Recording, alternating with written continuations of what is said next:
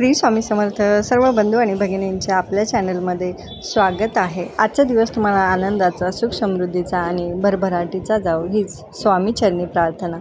आणि आज सकाळी साबुदाण्याचे वडे बनवायला घेतले। रात्री साबुदाणा भिजत घातलेला होता, कारण रात्री जर भिजत घातला तर साबुदाणा व्यवस्थित भिजतो आणि पाण्याचेही प्रमाण आपल्याला लवकर लक्षात येतं। तर आज खिचडी बनवण्यापेक्षा म्हटलं चला साबुदाण्याचे वडेच बनवूया। तर त्याला जोडी मस्तपैकी साबुदाण्याचे वडे आणि शेंगदाण्याचं बेसन बनवलेलं।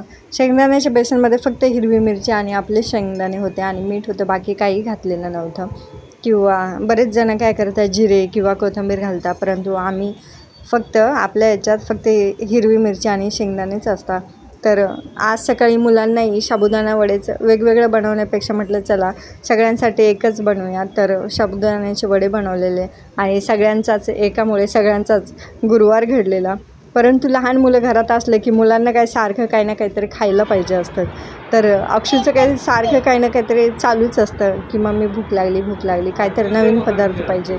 रोज भाजी पोळी खाऊन कंटाळा येतो, तर दिवसभरात काही ना काहीतरी दोघांचं चालूच असतं खायचं काम।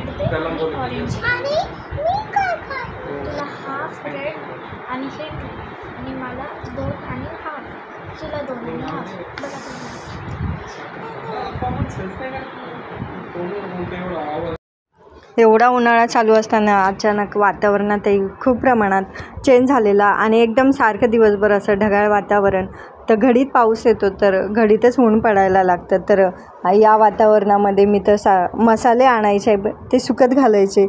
तर ह्या गोष्टी मी कधी करणार आहे काय माहिती, कारण घडीत पाऊस येतो तर घडीतच ऊन पडतं, तर उन्हात वाळत घालायला काही जागा नाही। अशा वातावरणामध्ये एक काश्मीरची आठवण आलेली की जेव्हा आम्ही काश्मीरला गेलेलो होतो तर एकदम असंच वातावरण होतं, वरून पाऊस पडत होता आणि आम्ही तिथे तेवढ्या बर्फामध्ये मस्तपैकी गरमागरम मॅगी खाल्ली होती। तर मुलांनाही आज मॅगी खावीशी वाटली तर मुलांना मॅगी बनवून दिलेली आणि वातावरणात गारवा आला की चहा म्हटलं की मग एक वेगळंच। आणि संध्याकाळची वेळ होती तर चहाही ठेवलेला आणि वाराही खूप सुटलेला होता संध्याकाळच्या वेळेस आणि मंदिरातही जायचं होतं।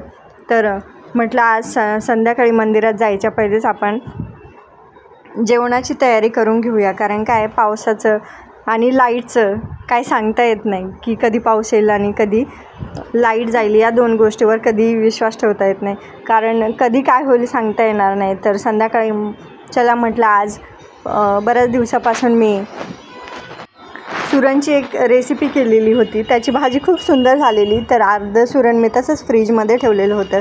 तर आज मी ते सुरण काय केलं की म्हटलं चला उपवासालाही चालतं, तर उपवासासाठी नव्हतं बनवलेलं मी संध्याकाळी भाजीसाठीच मुलांना काहीतरी वेगळं म्हणून याची रेसिपी करून ठेवलेली। तर याच्यामध्ये मी काय केलं होतं की ते सुरण आहे ते कट केलं आणि सगळ्यात महत्त्वाची गोष्ट म्हणजे सुरण जेव्हा कट करतो ना तेव्हा आपण आपल्या हाताला खोबऱ्याचं तेल लावायचं, कारण सुरण जेव्हा कापतो ना एवढी हाताला खास सुटते। तर या गोष्टी टाळण्यासाठी आपण पहिलीच काळजी घेतलेली बरी। तर याच्यामध्ये मी सुरण काय केलं होतं, आपले जसं आपण फ्राईज बनवतो तर तसं फ्राईजच्या आपण स्लाईस करून घ्यायच्या, त्याला बॉईल करून घ्यायचं, व्यवस्थित मीठ टाकायचं। मीठ टाकल्यावर थोडी चांगली चव येते आणि लवकर शिजतं। तर याला मी अद्रक लसूणची पेस्ट थोडंसं आपलं काळी मिरी, लाल मिर्च पावडर आणि थोडंसं आपलं जे कॉर्नफ्लॉवर असतं ते कॉर्नफ्लॉवरचा आटा मी त्यामध्ये व्यवस्थित मिक्स केला आणि त्याला आपल्याला तेलामध्ये मी चांगलं व्यवस्थित असं डीप फ्राय करून घेतलं। आपण जसं फ्रेंच फ्राईज बनवतो ना तसंच या गोष्टी करायच्या, पण फ्रेंच फ्राईजमध्ये कसं की त्याच्यामध्ये तेल थोडं जास्त ओढलं जातं, तर हे खायलाही हेल्दी आहे आणि चवही खूप सुंदर लागते। पहिली गोष्ट तर मी हे पहिल्यांदाच बनवलं, असंच माझ्या डोक्यात आलेलं की याच्यापासून अजून काही एखादा वेगळा पदार्थ होतो का, कारण मी कधी सुरणची भाजी या अगोदर कधी बनवलेलीच नव्हती। बघायची भाजी कशी, परंतु बऱ्याच जणांना विचारलेली ही रेसिपी। तर म्हटलं चला आज अचानक डोक्यात क्लिक झालं की सुरण आहे तर बघूया ट्राय करून, जमलं तर जमलं, नाही जमलं तर देऊ सोडूया। कारण मी असंच एकदा ट्राय केलं होतं शलगमची भाजी। तर शलगमची भाजी बनवलेली खूप सुंदर बनवलेली मी, पण ती खाताना एवढी म्हणजे कडू लागलेली, त्याच्यात कडवटपणा त्या भाजीत, त्या रसामध्ये, प्रत्येक याच्यामध्ये चव ती कडू यायची. जसं कारलं तरी एक वेळेस चांगलं लागतं, पण ते शलगमची भाजी परत खाण्याची इच्छाही नाही. तसंच मलाही असं वाटलं की सुरण खावं की नाही खावं आणि त्याची चव कशी लागते. परंतु सुरण खायला एकदम सुंदर, टेस्टी आणि हेल्दी आहे.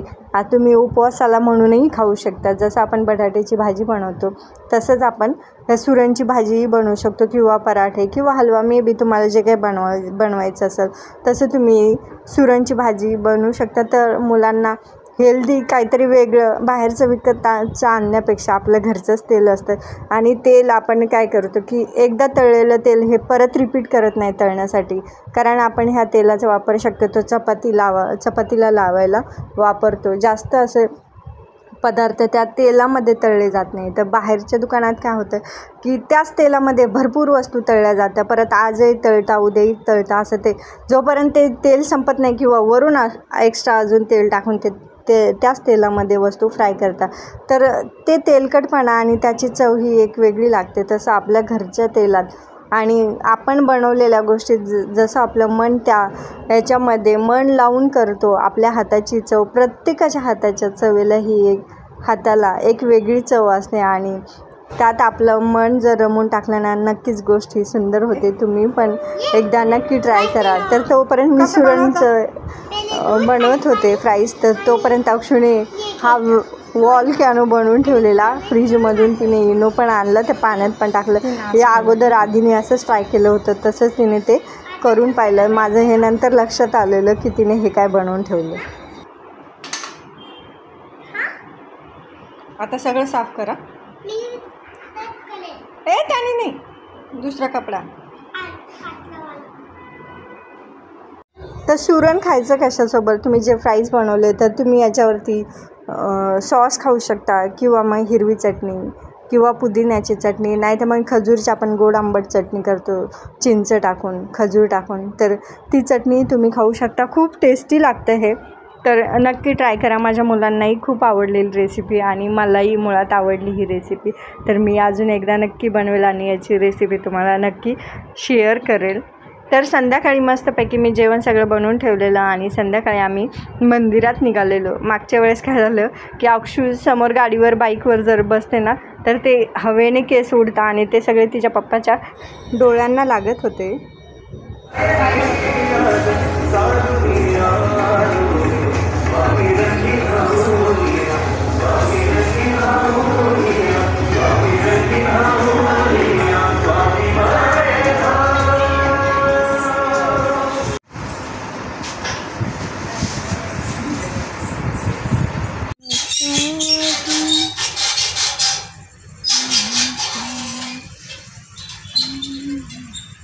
असं कसं करते आता.